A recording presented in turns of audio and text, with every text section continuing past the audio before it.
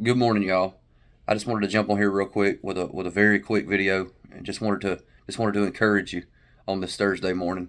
I wanted to read you a verse that I've been literally thinking about all week long, all for about a week and a half now. This verse has really helped me, and I've known this verse my whole life.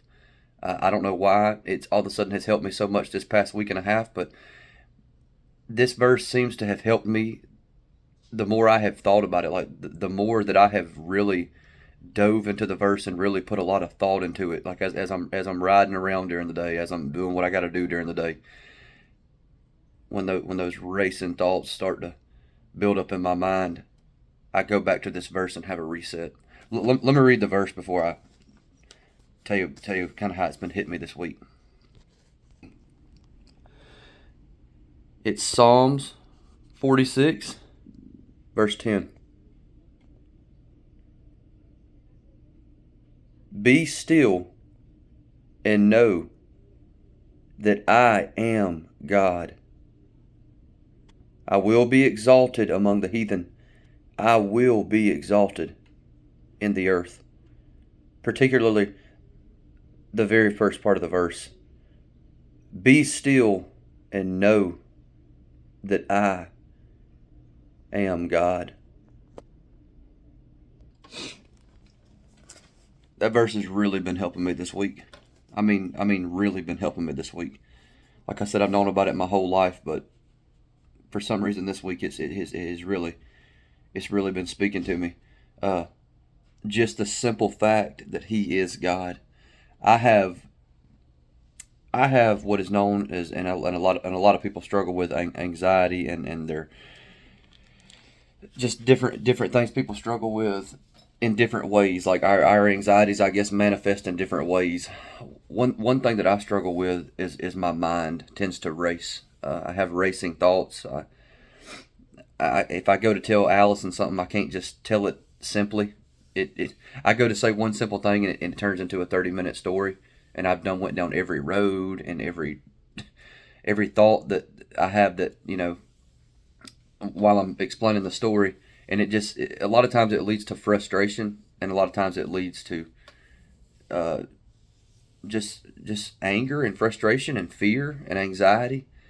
And this week, I'm telling you, whenever those thoughts start to creep in, if I'm on the phone with Allison, if I'm riding on the road and I start overthinking things, and there's several things that I'm getting ready to maybe begin here soon, and just have some anxiety about it. Not that I'm scared about it, but that I want to do a good job, and I want to you know I want to learn everything a little too quickly. I don't sometimes I don't move slow enough, and when those anxieties creep in, when those racing thoughts creep in, and I start trying to figure it all out myself, I literally, wherever I'm at, I just stop, and I'll close my eyes,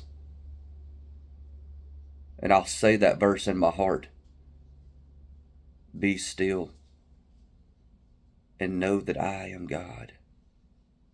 No, literally have a reset. Have a reset moment where you realize, hang on a second, I'm not God. My thoughts are not God. Those racing thoughts are not God. He is God. And literally to be still and wrap your mind back around the fact that He is God. Okay, we just learned in church last night, and we've been talking about in Sunday school, which is so funny how it always works out. Every time we start talking about something in Sunday school, there it is. It pops up on Sunday morning. It pops up on Wednesday night. The three O's that God is. We've been talking about the fact that God is omnipotent, omnipotent, but the word is derived from omni and potent. He's omnipotent. That's one thing that God is, omnipotent. That means He is all powerful. He is potent against everything. There's nothing that is more powerful than God. He is omnipotent. There's, like our pastor said last night, like he's stronger than nuclear weapons. He's stronger than anything a man could ever devise. He's omnipotent. He's all powerful. Okay, he is his knowledge is omniscience. Okay, I don't know if I'm pronouncing that right, but he is omniscient. That means he is all knowing. There's nothing that he doesn't know. He knows everything. He knows every thought we have. He knows everywhere we are in our lives. He knows every time I'm having a racing thought. He knows every good thing I do. He knows every sin that I do.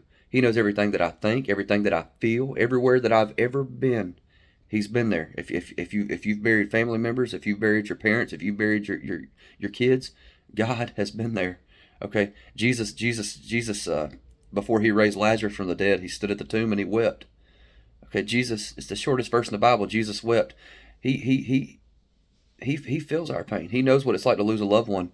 And for those of you that have lost kids, God lost his one and only begotten Son when he gave his life on the cross for our sins. He understands right where you're at.